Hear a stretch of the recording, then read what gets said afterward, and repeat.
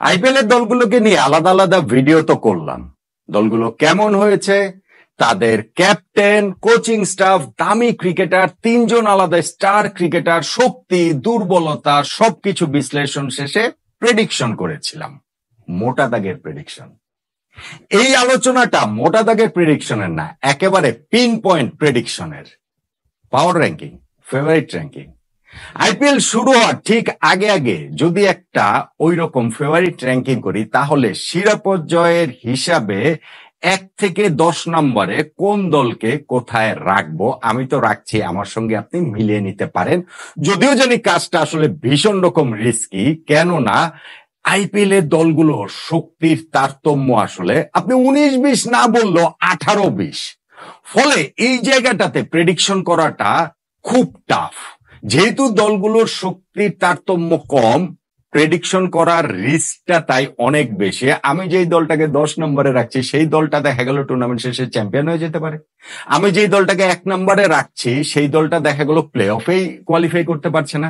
গতবারের আইপিএল এ কে ভেবেছিলেন, কতজন ভেবেছিলেন যে মুম্বাই ইন্ডিয়ান্স ওই রকম দল নিয়ে 10 দলের মধ্যে 10 নম্বরে থাকবে? কে ভেবেছিলেন রয়্যাল চ্যালেঞ্জার বেঙ্গালুরু তারা প্রথম 8 ম্যাচের মধ্যে 7টায় হেরে যাবে, আবার পরে 6 ম্যাচে 6টাই জিতে প্লে অফটা কোয়ালিফাই করে ফেলবে? ফলে আইপিএল এ যে কোনো কিছুই হতে পারে। এই প্রেডিকশন র্যাঙ্কিং একেবারেই পুরোপুরি তছনছ হয়ে যেতে পারে। হোক না, অসুবিধা কি?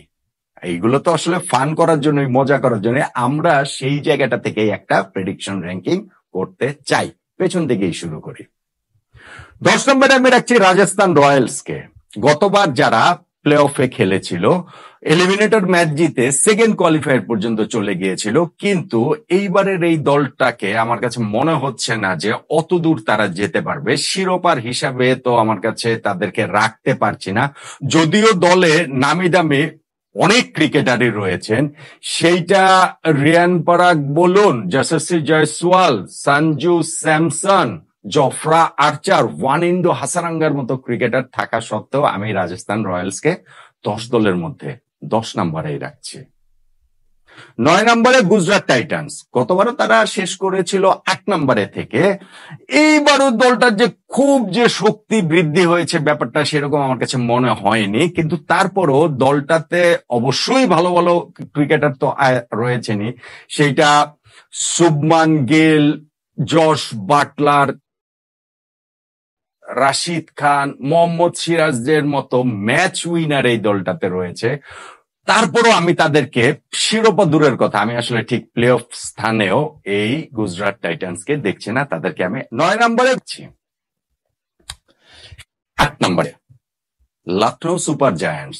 8 নম্বরে তাদেরকে আমি রাখতাম না, আমি তাদেরকে আরেকটু উপরেই রাখতাম। ধরেন এই দলটা এবার আইপিএল এ ঋষভ পান্টকে কিনে নিয়েছে, সবচেয়ে দামি ক্রিকেটার, 27 কোটি রুপি দিয়ে তাকে কিনে নিয়েছে। এই দলটাতে ধরেন আপনার নিকোলাস পুরানের মতো ক্রিকেটারও রয়েছেন, আরো দুর্দান্ত সব ক্রিকেটার কিন্তু তাদের ও এই দলটার এই র্যাঙ্কিং মানে এই দলটার মধ্যে রয়েছে। কিন্তু তারপরও আমার কাছে মনে হয় কি যে তাদের পেস বোলারদের যে ইনজুরি, মায়াঙ্ক ইয়াদব সহ মোটামুটি পেস ইউনিটের সবাই ধরাশায়ী। টুর্নামেন্টের শুরুতে তাদের জন্য আসলে এই অনেকখানি যে পিছিয়ে যাবে, সেইটা রিকভার করাটা খুব কঠিন হবে আমি যদি একদম শিরোপা জয়ের হিসাব পর্যন্ত ধরি। সেই কারণে লখনৌ সুপার জায়ান্টসকে আমি আসলে 8 নম্বরের উপরে রাখতে পারছি না। 7 নম্বরে দিল্লি ক্যাপিটালস।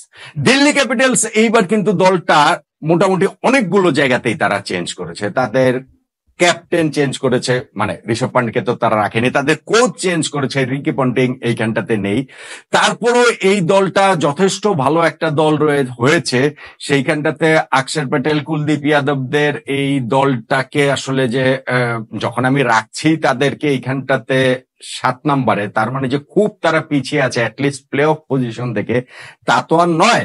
কিন্তু আমার মনে হয় না যে ঠিক আসলে চ্যাম্পিয়ন হওয়ার মতো অত দূর পর্যন্ত যেতে পারবে। তাদের প্রথম টার্গেট আসলে প্লে অফই হওয়া উচিত। দিল্লি ক্যাপিটালসকে আমি 7 নম্বরেই রাখছি। 6 নম্বরে পাঞ্জাব কিংস। পাঞ্জাব কিংস মানে রিকি পন্টিং এর দল, পাঞ্জাব কিংস মানে অস্ট্রেলিয়ানদের দল, পাঞ্জাব কিংস মানে অলরাউন্ডারদের দল। কিন্তু স্কোয়াডের ব্যালেন্সটা যে আসলে খুব ভালো আমার কাছে সেইটা মনে হয় না। অবশ্যই এই দলটা প্লে অফে খেলার যোগ্যতা তো রয়েছেই, তারা সেই 2014 সালে লাস্ট প্লে অফ খেলেছে। রিকি পন্টিং এর এই দলটা কি সেটা করতে পারবে কিনা, এইটাই আসলে প্রথম চ্যালেঞ্জ আমার কাছে মনে হয়। যদি তারা সেই জিনিসটা করতে পারে, আপনি এখানটাতে দেখেন দারুণ সব ক্রিকেটার তাদের রয়েছে, সেটা শ্রেয়াস আয়ার, গ্লেন ম্যাক্সওয়েল, কিংবা ধরেন তাদের ওই যে যুজুবেন্দ্র চাহাল, আরদীপ সিং, এইরকম দারুণ সব ক্রিকেটার কিন্তু তাদের রয়েছে। সো তাদের পক্ষে অনেক দূর যাওয়া সম্ভব, কিন্তু টুর্নামেন্ট শুরু হওয়ার আগে আমি তাদেরকে এই প্রেডিকশন র্যাঙ্কিংটাতে, ফেভারিট র্যাঙ্কিংটাতে 6 নম্বরে রাখছি। পাঞ্জাব কিংস 5 নম্বরে চ্যাম্পিয়ন দল কেকেআর, কলকাতা নাইট রাইডার্স।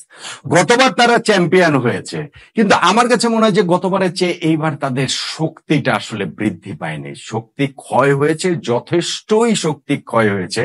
সেইটা আপনি ক্যাপ্টেন শ্রেয়াস আইয়ারকে ছেড়ে দেওয়া, কিংবা ফিল সল্টের না থাকাটা, কিংবা ধরেন হচ্ছে গিয়ে তাদের ওই যে সুনীল নারিন, আন্দ্রে রাসেলদের বয়সটা আরো 1 বছর করে বেড়ে যাওয়া, সবকিছু মিলিয়ে এই দলটাকে আমি প্লে অফ পজিশনে ঠিক বাইরে রাখছি।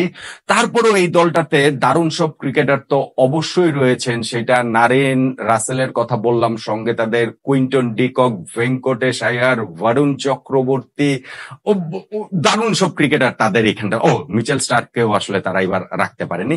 এই কারণে গতবারের চ্যাম্পিয়ন দলটাকে আমি প্লে অফ পজিশনে ঠিক বাইরে 5 নম্বরে রাখছি। 4 নম্বরে মুম্বাই ইন্ডিয়ান্স। আমার ধারণা মুম্বাই এবার একটা স্ট্রং কামব্যাক দিবে। গতবার তারা যে 10 নম্বরে থেকে শেষ করেছে, সেইখান থেকে তাদের এবার একটা খুব ভালো প্রত্যাবর্তন হবে। আইপিএল এ 5 বারের শিরোপা জয়ী, সর্বোচ্চ 5 বারের যুগ্মভাবে চেন্নাই সুপার কিংস এর সঙ্গে। সো এইবার তারা আরেকটা শিরোপা জিতলেও সেটা খুব একটা অবাক হওয়ার কিছু থাকবে না।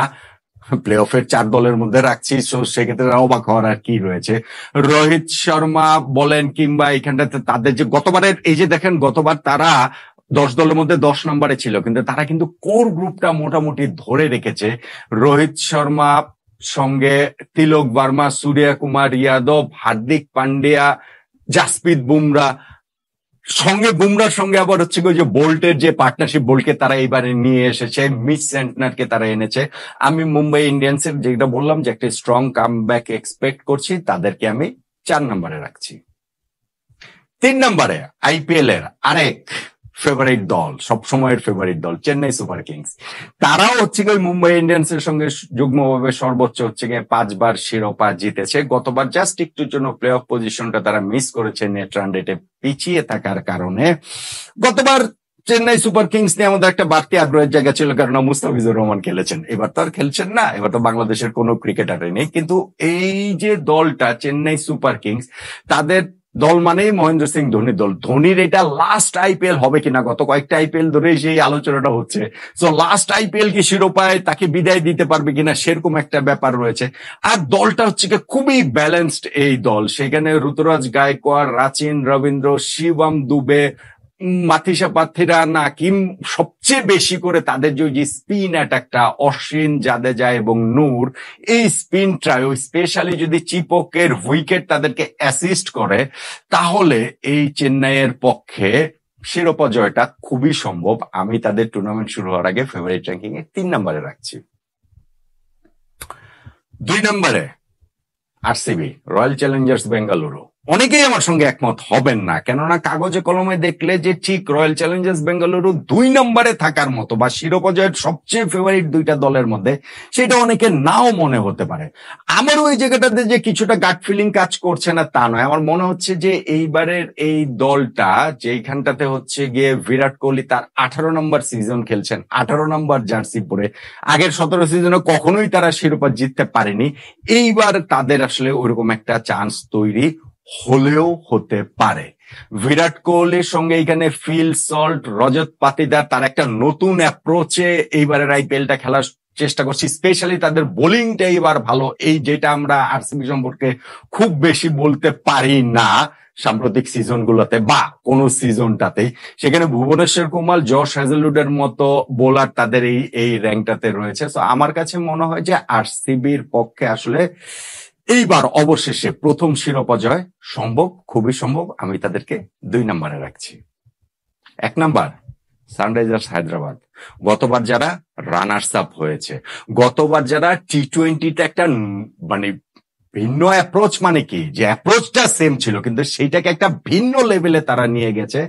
আলট্রা অ্যাটাকিং যে স্টাইলটা তাদের, স্পেশালি তাদের ওই ব্যাটিং এর, এবং সেইটা তারা এইবারও নিঃসন্দেহে অব্যাহত রাখবে, কেননা গতবারের সেই কোর গ্রুপটা থেকে তারা ধরে রেখেছে অভিষেক শর্মা, ট্রাভিস হেড, নীতিশ কুমার রেড্ডি, তাদের সঙ্গে ঈশান কিষানও এবার আসলে আবার যোগ হয়ে গিয়েছেন। তাদের ওই বোলিং ইউনিটটাও হচ্ছে গিয়ে আসলে আমার কাছে মনে হয় যে খুবই ভালো, প্যাট কামিন্সের নেতৃত্বাধীন যে বোলিং ইউনিটটা। সো আমার কাছে মনে হয় যে আরসিবি, কি বলা চলে, আরসিবি তো না, এই সানরাইজার্স হায়দ্রাবাদের এইবার যদি তারা গতবার চূড়ান্ত সাফল্যটা তারা একটুর জন্য পায়নি, রানার্স আপ হয়ে তাদের থেমে থাকতে হয়েছে, এইবার যদি তারা সেই চূড়ান্ত সাফল্যটা পায়, অবশ্যই তাদের যে খেলা, তাদের যে প্লেইং স্টাইল, সেটা হচ্ছে গিয়ে high risk high reward style. সেই স্টাইলটাতে এবার যদি তারা সেই চূড়ান্ত সাফল্যটা পায়, তাহলে বাকি দলগুলোকেও আইপিএল এর এইবারই অনেকে কপি করবে। বাকি দলগুলোকে তখন ওই স্টাইলে খেলা ছাড়া বা ওই অ্যাপ্রোচে যাওয়া ছাড়া আর কোনো উপায় থাকবে না। আমরা হয়তো টি-20 ক্রিকেটকে আরেকটা মাত্রাতে দেখতে পাবো। আইপিএল শুরু হওয়ার আগের ফেভারিট র্যাঙ্কিং এ আমার কাছে তাই 1 নাম্বার ফেভারিট এইবার, ও হাইন্ডিক ক্লাসের কথা বলতেই ভুলে গেছি, এইবার 1 নাম্বার ফেভারিট এই সানরাইজার্স হায়দ্রাবাদ। তাহলে আইপিএল শুরু হওয়ার আগে যেই 10টা দল রয়েছে, সেই 10টা দলের নট আউট নোমানের ফেভারিট র্যাঙ্কিং এ 1 নম্বরে সানরাইজার্স হায়দ্রাবাদ, 2 নম্বরে রয়্যাল চ্যালেঞ্জার্স বেঙ্গালুরু, 3 নম্বরে চেন্নাই সুপার কিংস, 4 নম্বরে মুম্বাই ইন্ডিয়ান্স, 5 নম্বরে কলকাতা নাইট রাইডার্স, 6 নম্বরে পাঞ্জাব কিংস, 7 নম্বরে দিল্লি ক্যাপিটালস, 8 নম্বরে লখনৌ সুপার জায়ান্টস, 9 নম্বরে গুজরাট টাইটান্স এবং 10 নম্বরে রাজস্থান রয়্যালস। একমত হবেন আপনি? একমত হওয়ার কোনো কারণই নেই।